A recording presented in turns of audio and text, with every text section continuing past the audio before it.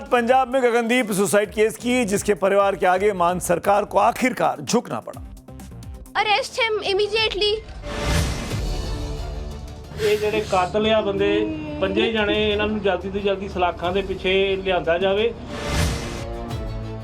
21 ਤਰੀਕ ਦੀ ਮੌਤ ਹੋਈ ਆ, ਅੱਜ 23 ਤਰੀਕ ਹੋ ਗਈ, ਕੁਛ ਨਹੀਂ ਹੋਇਆ ਹਾਲੇ ਤੱਕ ਸਰਕਾਰ ਨੇ ਕੁਛ ਨਹੀਂ ਕੀਤਾ। ਸਾਡੀ ਇੱਕੋ ਹੀ ਮੰਗ ਸੀਗੀ ਵੀ ਉਹਨੂੰ ਗ੍ਰਿਫਤਾਰ ਕਰੋ, ਅਸੀਂ ਫੇਰ ਸੰਸਕਾਰ ਕਰਨਾ। ਉਹਦੀ ਬੋਡੀ ਰੋਲਣ ਡਈ ਹੈ ਹਸਪੀਟਲ।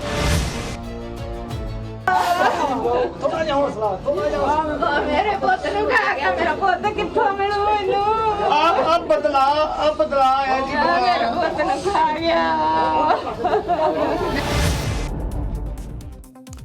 गगनदीप सिंह रंधावा के परिवार के इसी हौसले ने पूरी पंजाब सरकार को झुका दिया है। 12 साल की बेटी सीरत कौर पिता को इंसाफ देने के लिए डटी रही।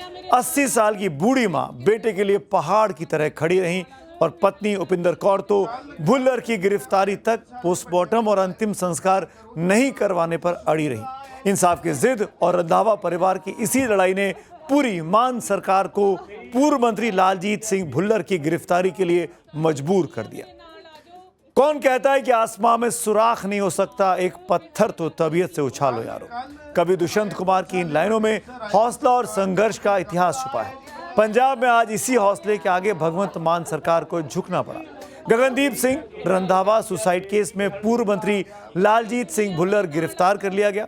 यह गिरफ्तारी खुद मुख्यमंत्री भगवंत सिंह मान के आदेश पर हुई। भुल्लर की गिरफ्तारी के बाद सीएम भगवंत मान ने सोशल मीडिया पोस्ट पर लिखा, मेरे लिए पूरा पंजाब एक परिवार है। अगर पंजाब में कोई भी कानून तोड़ता है तो उसके खिलाफ सख्त कार्रवाई की जाएगी, चाहे वो किसी भी पद पर हो या कोई रिश्तेदार या रसूखदार व्यक्ति हो। किसी को भी बचाना हमारी पार्टी का एजेंडा नहीं है।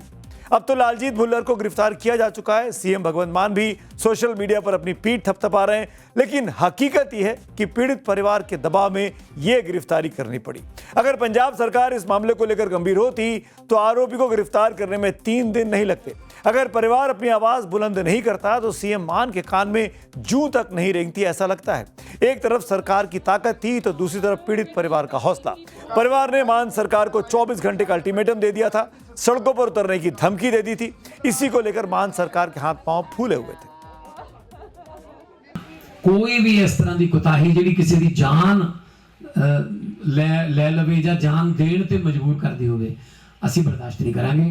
असी इस काम वास्ते राजनीति च नहीं आए, असी इस काम वास्ते पार्टियां नहीं बनाईयां। अब आपको बताएं कि पूरा मामला क्या है। दरअसल 21 मार्च को गगनदीप सिंह रंधावा ने सल्फास खाकर सुसाइड कर लिया था।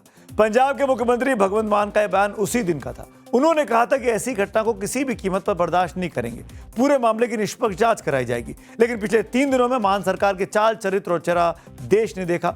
जिस गगनदीप सिंह रंधावा की 3 दिन पहले मौत हो चुकी थी, उनका अब तक अंतिम संस्कार नहीं हो पाया। इसका जिम्मेदार कौन है?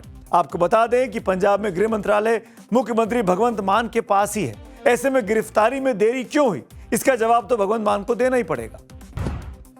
अगर एक परिवार को अपने सदस्य के अंतिम संस्कार के लिए 3 दिनों तक इंतजार करना पड़े तो ऐसी सरकार को तो शर्मानी ही चाहिए। अब रंधावा परिवार को कैसे भरोसा होगा कि मान सरकार उनके साथ न्याय कर पाएगी? मंत्री को भले ही बर्खास्त कर दिया गया हो, कानून की गंभीर धाराओं में केस दर्ज किया गया हो, गिरफ्तारी भी आज हो गई हो, लेकिन सवाल अब भी यही है कि क्या मंत्री के रसूख के आगे पंजाब पुलिस निष्पक्ष जांच करेगी? आज रंधावा के सुसाइड का सीसीटीवी फुटेज भी सामने आया। करीब 3 मिनट के इस फुटेज में रंधावा 21 मार्च की सुबह 5:45 बजे घर के आंगन में टहलते दिखते हैं। इस दौरान वो कुछ सोचते हुए नजर आते हैं, फिर टहलते हुए अचानक रुकते हैं और सल्फास की गोलियां मुंह में डालकर पानी पीते हैं। इसके बाद इन्होंने दूसरा वीडियो मोबाइल से बनाया जिसमें कहा कि दोस्तों मैंने सल्फास खा लिया है, मिनिस्टर लालजीत भुल्लर से तंग आकर अब मैं नहीं बचूंगा। अब सुनिए, दरअसल ये पूरा मामला एक टेंडर से जुड़ा हुआ है। पिछले साल अक्टूबर में पंजाब स्टेट गोदाम निगम ने नए गोदामों के लिए टेंडर निकाले थे। वेयरहाउस के डिस्ट्रिक्ट मैनेजर गगनदीप सिंह रंधावा ही थे। आरोप है कि लालजीत भुल्लर जो कि मंत्री थे, उन्होंने अपने पिता के नाम पर टेंडर भरवाए, गगनदीप पर टेंडर देने का दबाव बनाया।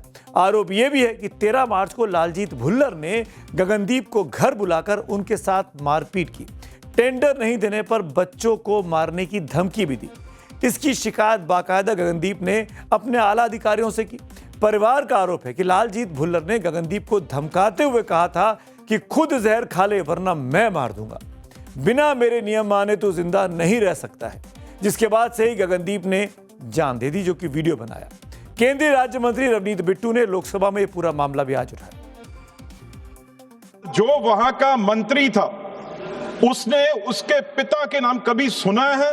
सिटिंग कैबिनेट मंत्री वो वहां पे अपने पिता के नाम पे, जिसका नाम सुखदेव सिंह है, उसके नाम पे टेंडर एफसीआई के लेने के लिए वहां का जो डीएम है, डिस्ट्रिक्ट मैनेजर गगनदीप सिंह, उनको 13 तारीख को अपने घर बुला के जो रिकॉर्डिंग है सारी वीडियो, उसको वहां पे आके उसे कहता है भी तेरी बेटी 13-14 साल की बच्ची है, जो अगर टेंडर नहीं देगा तो तेरी बेटी को उठवा लूंगा, नहीं तेरी बेटी को मरवा दूंगा। बात उफान मौसम की चल रही, उफान की चल रही, तो उत्तर भारत के बदलते मौसम की बात अब कर लेते हैं। माना जाता है कि मार्च में होली के बाद गर्मी की ऑफिशियल शुरुआत हो जाती है। आदमी ठंडे पानी से नहाना उत्तर भारत में शुरू कर देता है, लेकिन यहाँ तो मार्च के महीने में, आज की तारीख में जनवरी वाला कोहरा हो रहा है और अगस्त वाली बारिश भी जमकर चल रही है। उत्तर भारत के लोगों को समझ में नहीं आ रहा आखिरकार ये चल क्या रहा है।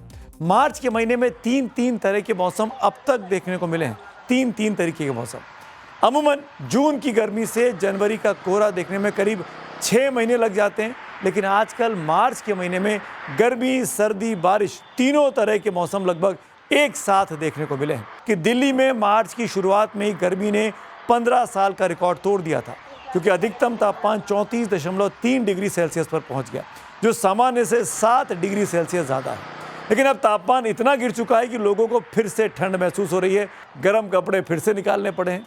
मौसम में आए इस बदलाव का सबसे बड़ा कारण जो बताया जा रहा है वो वेस्टर्न डिस्टर्बेंस है, जिसे पश्चिमी विक्षोभ भी हिंदी में कहा जाता है। आसान भाषा में कहा जाए तो ये वो चक्रवाती तूफान है जो भूमध्य सागर और कैस्पियन सागर से बनता है और ईरान, इराक, अफगानिस्तान, पाकिस्तान से होते हुए भारत पहुंचता है। इसके अलावा अरब सागर और हिमालय से आने वाली जेट स्ट्रीम यानी तेज हवाएं इस तूफान से टकराती हैं। यही वजह है कि भारत में भारी बारिश, तूफान और सर्दी का माहौल बना। वैसे ये तूफान जनवरी के अंत में अमूमन आता है, लेकिन इस बार तूफान का पैटर्न और टाइमिंग थोड़ा बदल गया, लेट हो गया। मार्च में बदलते मौसम का असर मिडिल ईस्ट के देशों पर पड़ा है। आपके सामने जो तस्वीरें हैं ये दुबई की हैं। ये दुबई की तस्वीरें हैं जब मौसम विभाग ने भारी बारिश का अलर्ट दिया है। आज सुबह से ही दुबई और आबू धाबी में जमकर बारिश हो रही है, जो आने वाले दिनों में भी बढ़ सकती है। यूएई सरकार ने यहाँ के लोगों को ट्रैफिक जाम का अलर्ट भेजा है ताकि लोगों की परेशानी को कम किया जा सके। पिछले कई सालों में मार्च की बारिश ने दुबई को परेशान कर रखा है। और अब खबरों की रणभूमि में यहां शोर नहीं, सोच लड़ती है। जहां शब्द नहीं, फैक्ट्स वार करते हैं और हर सवाल खोलता है सच की नई परत।